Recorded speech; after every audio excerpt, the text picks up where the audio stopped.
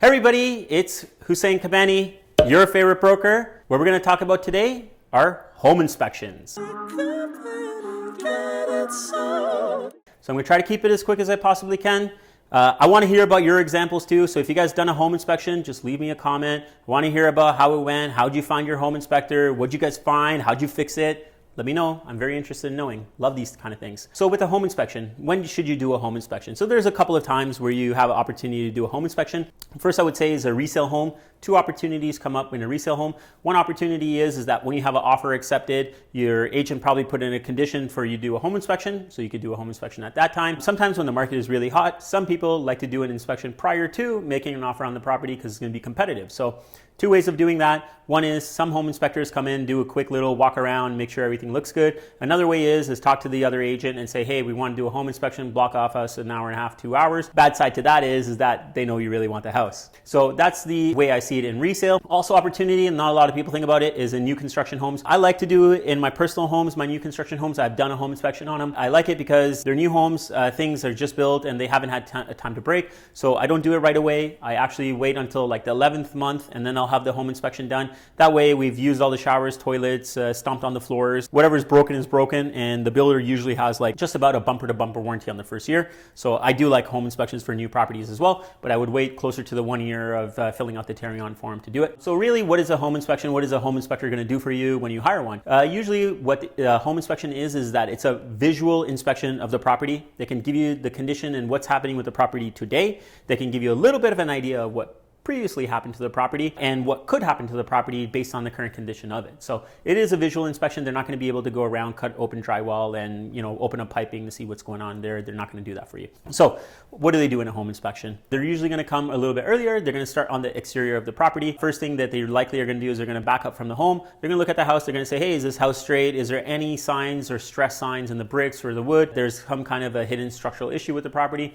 The other thing that they're going to look at is they're going to look at the grading of the property. So grading is basically like the sod or like the soil that's kind of around the house. What you want to kind of see is that the house is kind of sitting up on a pitcher's mound, so all the water is kind of running away from the house. Obviously, water and foundation don't run so well. Grading, what ends up happening over time is that, like your house, it kind of settles. So it starts off sloped nicely like this, and then over time it'll settle. So you just got to correct it. Home inspector will look at that and let you know. The other thing they look at outside is obviously the roof. They usually climb up on the roof depending on the condition. If there's 2 feet of snow on there, probably not, but they'll look through their binoculars and get an idea compared to the peers in the neighborhood. And they'll look at the windows as well when they're outside. Anything kind of that pops out to them, they'll obviously note that as well for the outside. Then they move on inside. Most of the time inside is spent in the basement. They're going to look at 3 major things in the basement. They're going to look at plumbing, they're going to look at heating and cooling, and they're going to look at electrical. All of these things initiate in the basement, so that's where they start, and a lot of the services extend out from the basement from there. First thing, let's look at plumbing. Plumbing, what they're going to do is they're going to come in and they're going to take a look at how much pressure is coming into the house, what type of material it is, what type of pressure is coming into the house.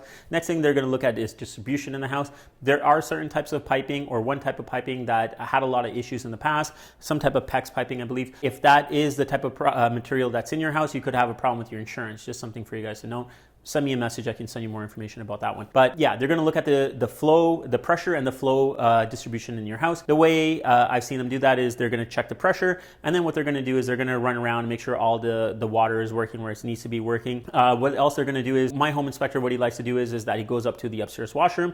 He turns on the tap in the sink full way. He turns on the shower, gets a steady stream going, and then flushes the toilet. If that stream holds steady in the shower, then you know that you have good pressure and good flow. If it kind of tapers off a little bit, then you probably, if your pressure was good, then you probably have poor flow. There's probably some kind of a plumbing issue or improvement that you can do to improve that flow. So that's just a little trick of what they kind of do. So moving along from plumbing, that was just a nutshell of it, but moving along from plumbing, let's get into heating and cooling. On a basic level, on heating and cooling, what they're going to do is they're going to come take a look at the furnace, see how old it is, they're going to see how clean it is, just open it up, make sure everything is firing up correctly. And then AC, the same type of thing. They're just going to make sure that it works. They're going to run around the house and check all the registers and make sure that there are registers in rooms that need to have registers. Registers are those little vents on your floor. So they're going to make sure that they are where they need to be and that there is air coming out of all of them. The other thing that a little bit of a note is that if you're doing a home inspection in the middle of winter, say it's February, but you have a closing date in May, likely it's going to be too cold in February for the home inspector to turn on the AC unit. So likely they're not going to be able to do that. What I suggest is on your last visit to the property in May, things are probably going to be warmer, hopefully, fingers crossed. And then what you could do at that point is you could run the AC and just make sure that it works. So that's kind of a little trick over there. And then let's move along into electrical. So electrical, they're going to see how much power is coming into the house. Is it 100, 200 amp service? They're going to open up the panel. They're going to make sure that all the wires look good. There's no double tapping on any of the breakers. And then they're going to go around the house to make sure all the plugs work, all the lights work. And what they're also going to check is like a GFI in the plug, in some of the plugs. So some of these plugs have like safety mechanisms built into them. One example is that if you're sitting in the bathtub having a nice bubble bath, all of a sudden there's a dryer that slips off the counter, turns on, and it drops into the thing. Pretty sure you don't want to be electrocuted. So there are some safety devices built into plugs that are around water sources that will protect you from things like that. Your inspector will check those type of things. So that's in a nutshell kind of what the home inspector is going to look for. Again, there's no guarantee to a home inspection. It can start leaking tomorrow. They can't guarantee you anything. The thing you want to be careful about home inspectors as well is that they're not licensed or really regulated. You can really just be done watching this video and feel like you have enough information to be a home inspector. You could print out some cards and start advertising and get some clients if you want. So you got to make sure of who you're dealing with. With that regard, we always have like 3 or 4 inspectors I've personally used and my clients have used. They've had good experiences with. I've seen them work. We give that list to our client when they ask for recommendations. If you guys want some, I can send that list over to you guys to take a look at it as well. How much does a home inspector cost? Home inspector cost, it does range. Say for a condo, you could be $200 to $300. A townhouse, you might be, $300 to $400. If you get into a detached house, you'd probably be, $350 to $700, somewhere kind of in that range. It depends on how big it is. We just did a home inspection in Oshawa, about 3,000 square foot detached double car garage home. The range was between $450 and $550 for a home inspector. Yeah, that basically kind of covers up, what does a home inspector do? What do they look for? And just kind of some things to be aware of. Again, I'd like to hear your experiences. If you guys have had a home inspector done, what did they find? How much did they charge you? I'd love to hear about it. What issues did you guys experience after the home inspection? Maybe 6 months later something happened. Maybe you think it should have been caught. I'd like to hear those things too. So leave me a comment, send me a message. Love to hear from you guys. Until then, and you guys remember one thing, get Cabani, get sold. Sell it, sell it, sell it, sell it, sell it, sold. Sell it, sell it, sell it, sell it, sold. Sell it, sell it, sell it, sell it, sold. Sell it, sell it, sell it, sell it, sold.